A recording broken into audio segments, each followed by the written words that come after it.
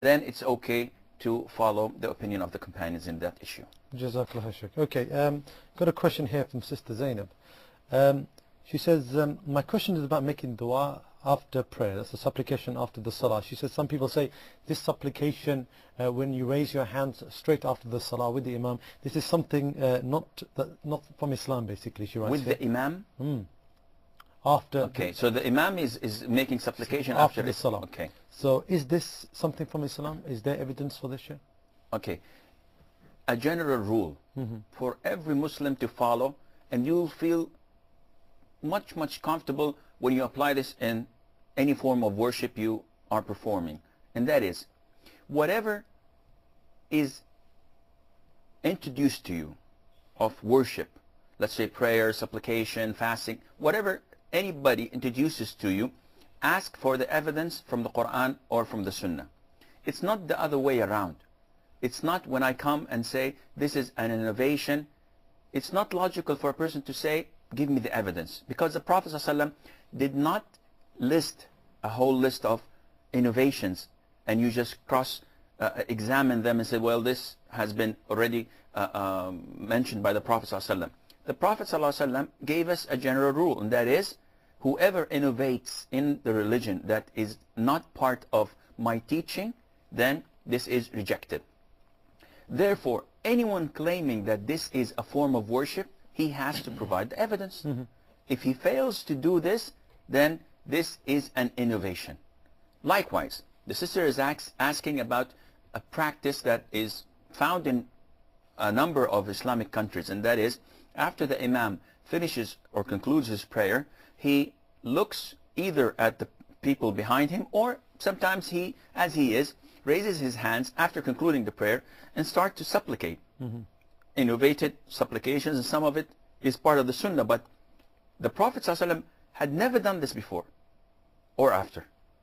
And the people praying behind him would say Ameen, Ameen, Ameen as he goes on supplicating. It was never reported throughout the 10 years that the Prophet ﷺ had spent in Medina, and he used to pray 5 prayers, leading the 5 prayers, leading the congregation. Never ever was it reported that he had done this once.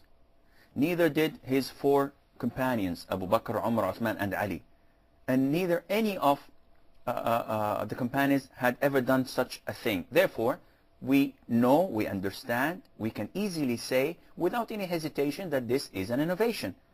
And even if someone claims and said, well, this is something that is good, it's good innovation, we say that the Prophet ﷺ himself told us that every innovation is dalala, it's something that sets you astray, and it would take a person who innovates to hellfire. So he did not segregate and say, well, we have good innovations and we have bad innovations. So what about the other scenario where the person actually just raises their hands by themselves after the salah? Is this something which is from the Sunnah? Again, the Prophet ﷺ never did this, and his companions had never done this. And besides, supplicating, as Shaykh al-Islam Ibn Taymiyyah, may Allah have mercy on his soul, he says that during prayer, before you conclude your prayer, this is the time for supplicating. And after you finish prayer, this is time for dhikr, for remembering Allah.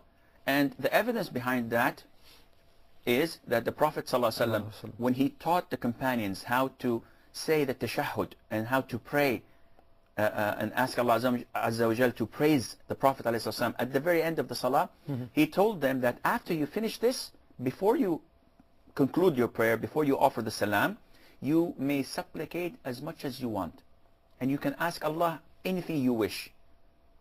So he told them and instructed them to make this period of prayer after the tashahhud and before concluding the prayer to supplicate. Specific for supplication. Yes. And after salam, he taught them how to make dhikr, subhanallah, alhamdulillah, Allah Akbar 3 times, reciting the ayat al-kursi, the verse of kursi, and the last 3 chapters of the Quran, and so on.